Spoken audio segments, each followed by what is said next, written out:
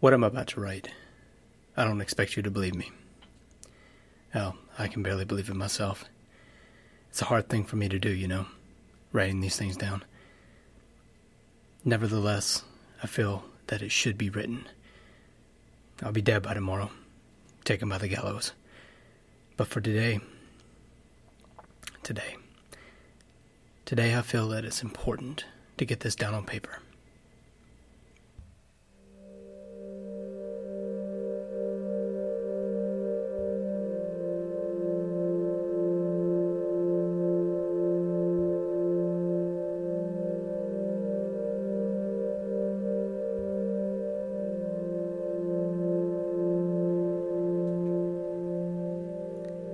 I grew up a kind, compassionate human being, quite the stark contrast of what I turned out to be, which you'll soon come to find out.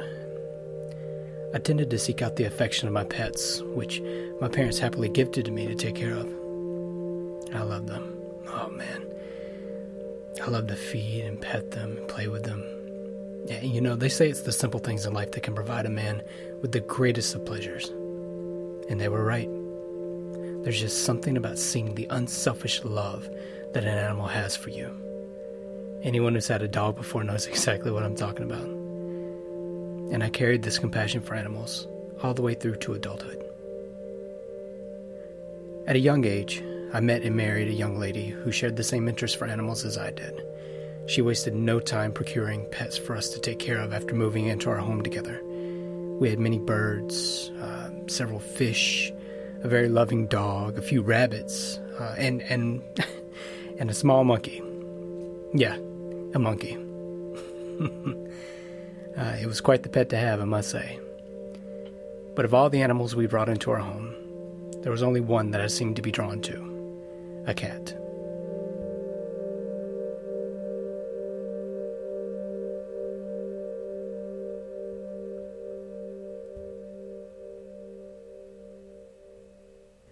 He was quite a large cat, beautiful and black without a single white hair in his coat. For a cat, he was pretty smart, too.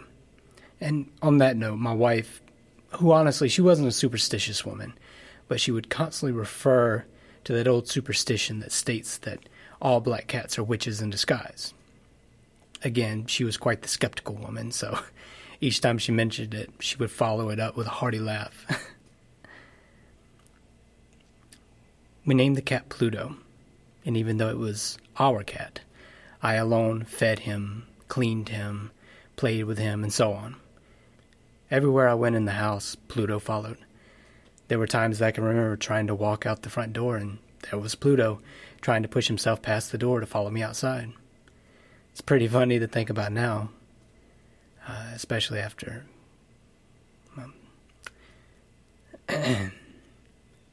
He lived for many years, many happy years.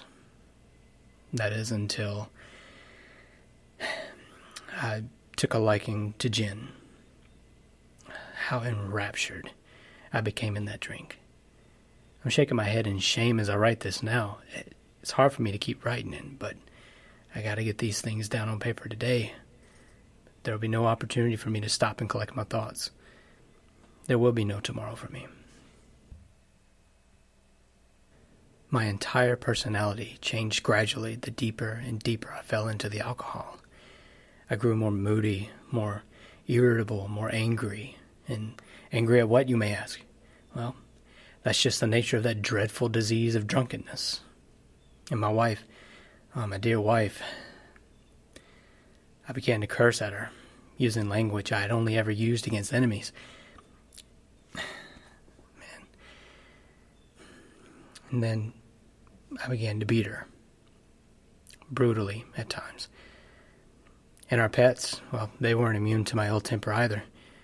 I didn't just neglect them, I abused them. Whether they made the mistake of walking in front of me or coming to me for affection, they were swiftly beaten, kicked, and punched and thrown. But Pluto, well, I somehow found the strength to keep myself from neglecting him. I was still the same compassionate, loving soul to him that I was before, at least for a little while. I soon became very cold and withdrawn towards him at the beginning, but he was soon the victim of a worse treatment than any of the other animals. One night, when I came home from the local bar, completely and utterly drunk with gin, I somehow had a sober enough mind to realize that Pluto was avoiding me. Maybe he could tell I was drunk, or maybe he knew what was going to happen to him. Either way, I found him hiding under the kitchen table. I grabbed him by the back of the neck and picked him up. Now, at this time, he never hissed or growled or attempted to scratch me in an attempt to escape. He simply stared at me with his big, black eyes. And that's what drew my attention.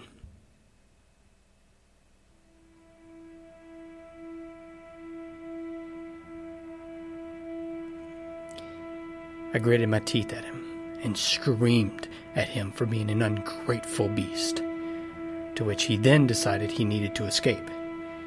He extended his claws and swiped at me, drawing blood from my hand.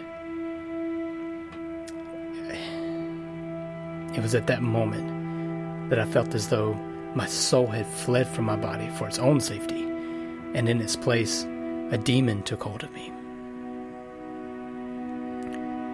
I reached into my coat pocket and pulled out a pocket knife. I extended the blade, wrapped my hand around Pluto's throat, and I cut out his left eye.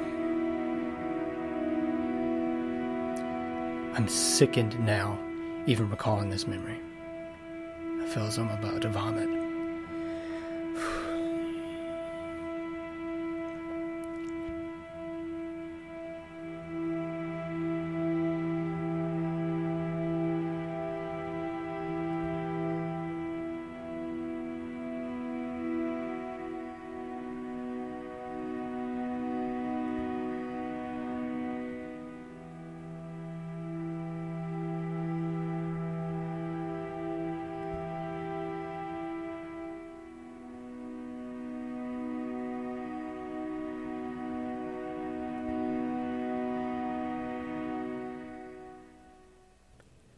Being as intoxicated as I was, it was quite easy to fall asleep that night. But when I woke up the next morning, the memory of what I had done immediately returned to me. I felt the feeling of horror and remorse. But I can't lie about this. But that feeling was merely superficial. It didn't touch my heart or soul. And had something else come along to catch my attention, I would have easily disregarded what I had done to Pluto in the blink of an eye. No pun intended. The gin helped me to forget, so there's that, I guess. Over time, Pluto recovered from his injury. Unfortunately for me, the socket of his missing eye never closed, so it was quite a horrendous sight to see, but thankfully, he appeared to be in no more pain from it. He carried on as usual, but as you would expect, he avoided and ran from me like I was a burning candle, scared that he might catch on fire. This at first filled me with a lot of grief. He was essentially my best friend, and now he was terrified to even be in the same room with me. My heart felt broken. Now, I use the word felt because, as I said before, these feelings were merely superficial. They never went more than skin deep. That heartbroken feeling soon went away and was replaced by irritation, fury, and a thing I like to call perverseness.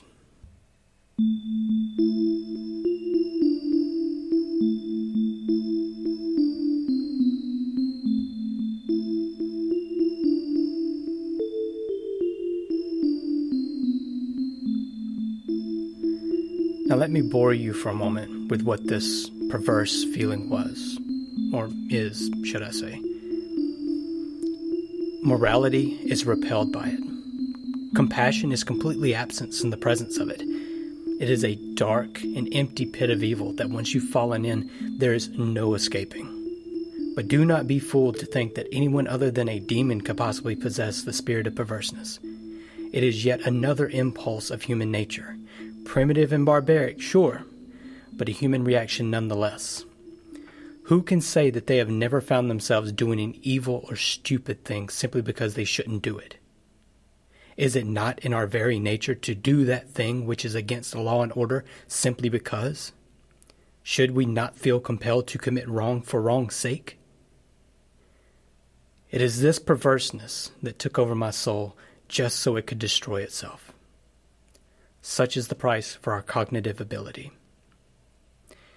It was because of this that I decided to finish what I had started.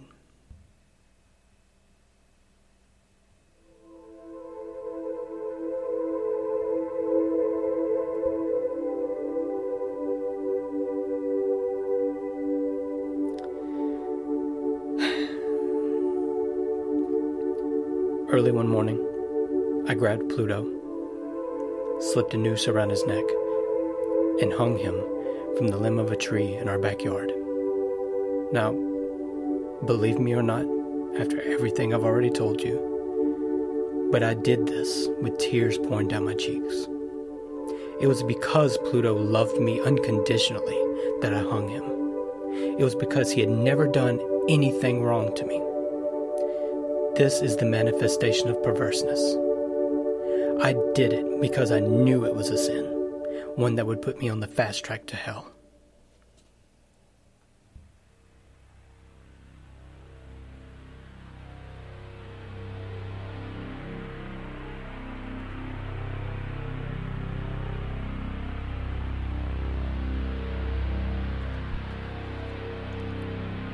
That night, I was woken up in the middle of the night by the sound of flames consuming my bedroom. The entire house was ablaze. However, my wife, a servant of ours, and myself managed to escape. When we made it outside, all I could do was watch everything I owned go up in smoke.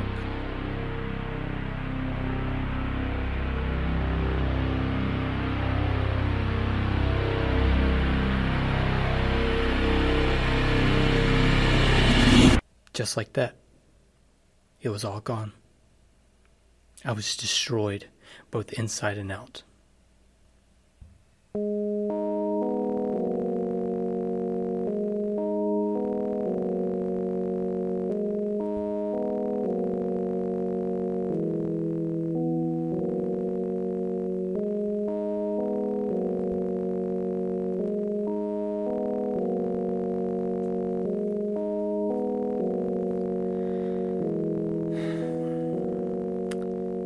This next part is a bit difficult for me to even understand. The hairs on the back of my neck are standing on end just thinking about it. Perhaps there is someone out there who can rationalize it better than I can. But the next day after the fire, I returned to where our house once stood. It was completely destroyed. Everything I had once recognized and called home was now reduced to ashes. The roof, the floors, and even the walls had all collapsed. That is, every wall but one. I recognized it as the wall that the head of my bed rested against. It seemed as though it resisted most of the damage that you would suspect a wall to suffer in the blazing heat of a house fire. Many of the town members had surrounded the wall, pointing and saying things like, "How strange," or "Unbelievable." I pressed through the small crowd to get a look at what was so strange about the wall. That's when I felt the blood drain from my face. I imagined I turned as white as a ghost. Impressed on the wall, as though it had been engraved by an artist, was the figure of an enormous cat with a rope around its neck.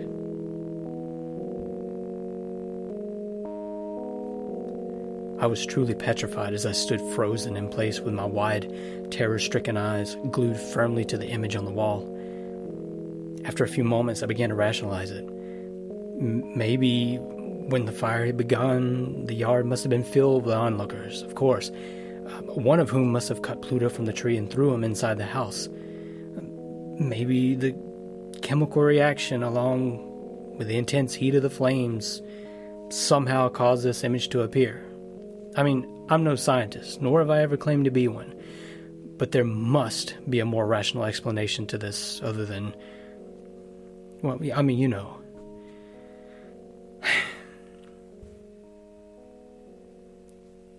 It doesn't matter how many rational explanations I came up with to explain the image.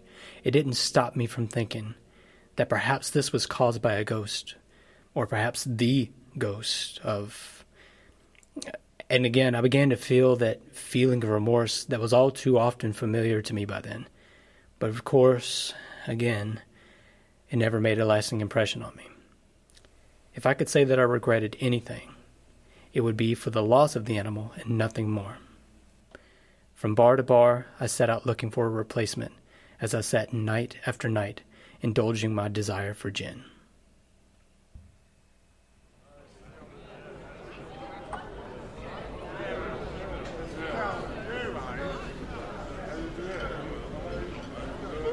One night at a bar that I had seldom frequented, my attention was caught by something sitting on top of one of the wooden barrels that sat next to the bar. I was surprised that I hadn't seen it before, as I had been staring at the same barrel for quite a while that night. I stood up and stumbled over to it, touching it with my hand. And, wouldn't you know it, it was a cat. A large, black cat. It was nearly as large as Pluto and looked almost identical to him. The only difference I could readily identify at the time was the splotch of white fur that covered its chest. When I touched him, he rubbed his head against my hand and purred.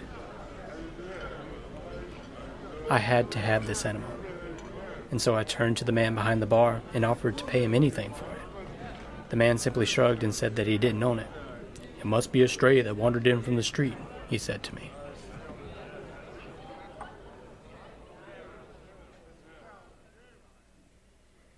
When I got up to leave, the cat stood to its feet as well and followed me out the door.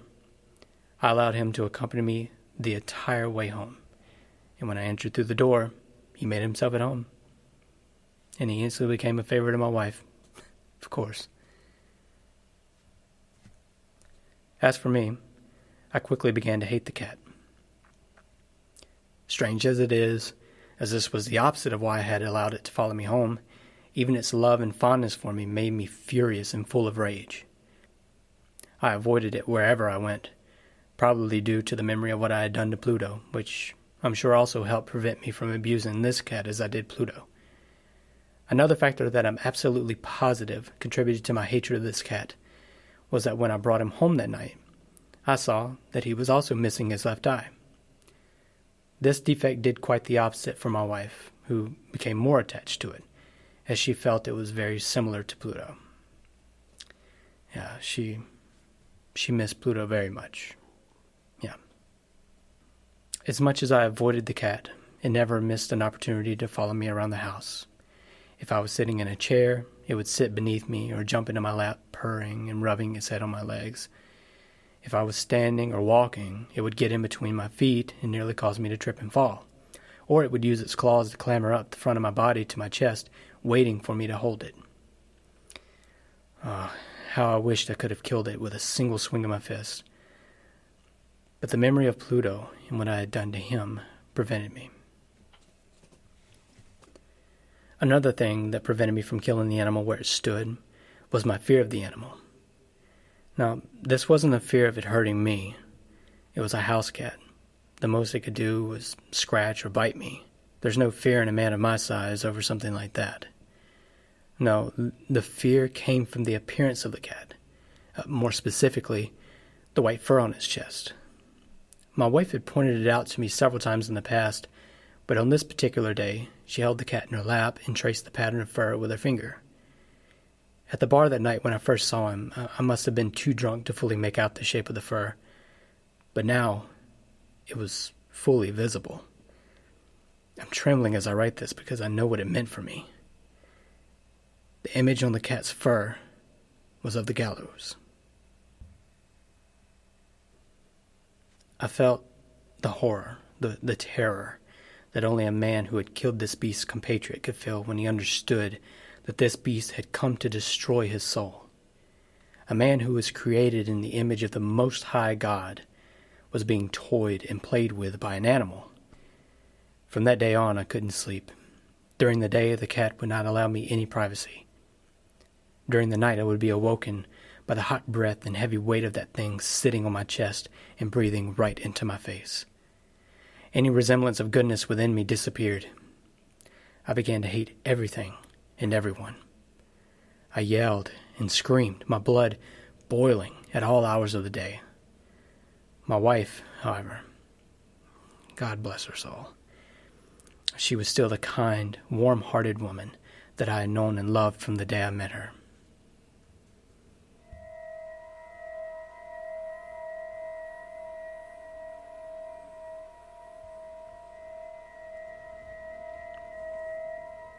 One day, she walked with me to the cellar to get some potatoes for supper. The cat followed us, darting in and out between my legs, nearly causing me to fall down the stairs. This simple act caused me to snap. I lifted the axe I had in my hands and swung at the cat. Now, had it landed where I intended it, it would have killed that animal. But my wife grabbed me by the arm and stopped me. This only worsened the situation. Oh my God. I lifted the axe again and swung it at her head, burying the blade into her skull. It killed her instantly, not even allowing her to make so much as a grunt before dying.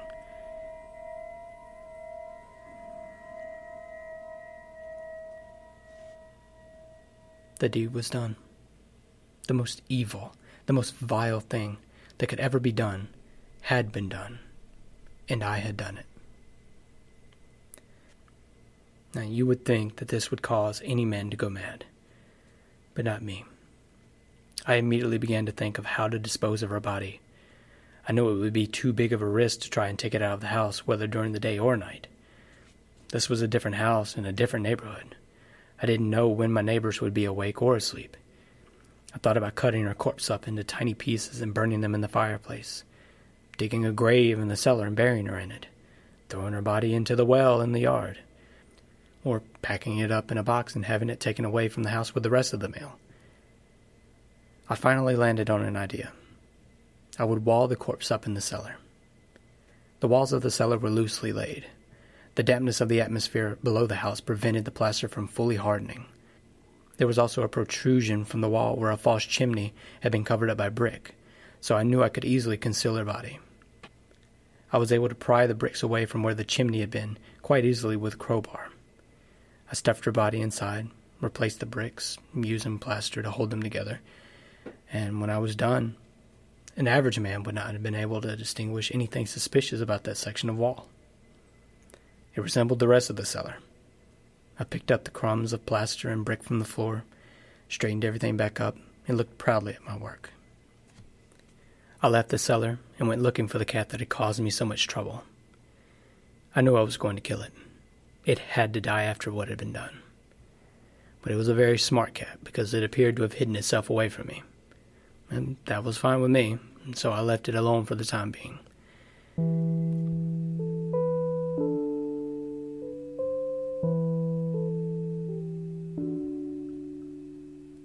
Now, I cannot find the words to describe to you the intense feeling of peace and relief that I felt that day.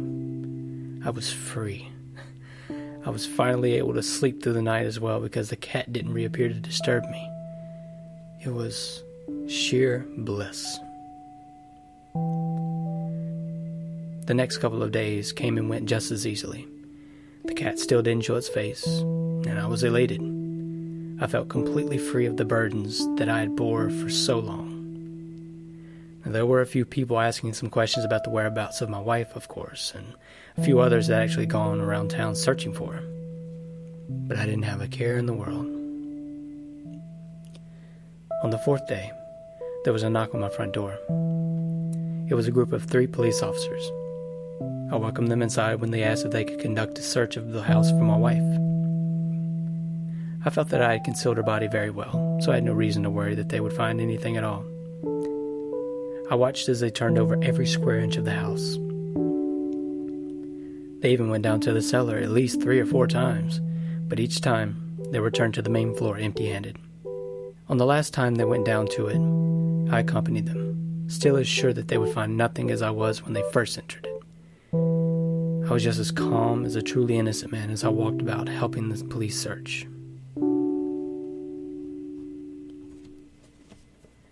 After a while, The police were satisfied that they had searched as much as they could. They apologized to me for the inconvenience and prepared to leave, but I just couldn't help myself. I was too cocky. I began to talk, perhaps as a way to further assure them that I was not the culprit in the disappearance of my wife. I stood next to the portion of wall that hid the corpse as they began to climb the stairs back to the main floor and said, "Officers, I'm so sorry that this was a waste of your time. I do hope you managed to find out who had done this, or at the very least, where her body is." I had said something I shouldn't have. No one knew that she was only a corpse now but me. Each officer stopped and turned their heads back toward me and stared. I knew I had messed up. I began to rattle off whatever came to mind in an attempt to just say something that would make them continue their ascent out of the cellar. This house is very well constructed. I promise you that.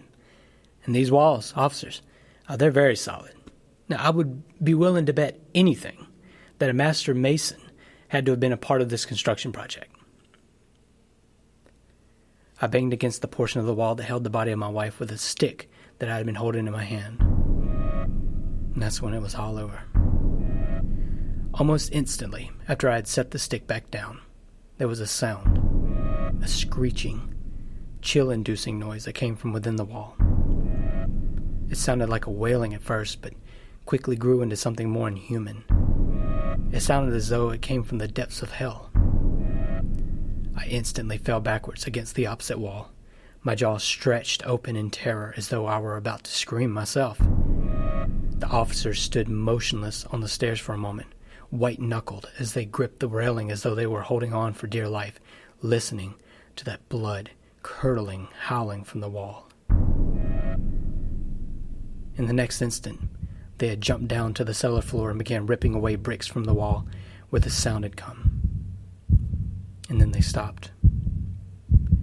The severely decayed, rotting, gory corpse of my wife stood there before their eyes.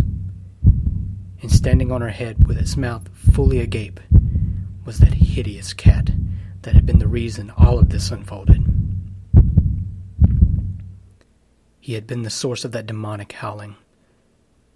I had walled him up with the corpse.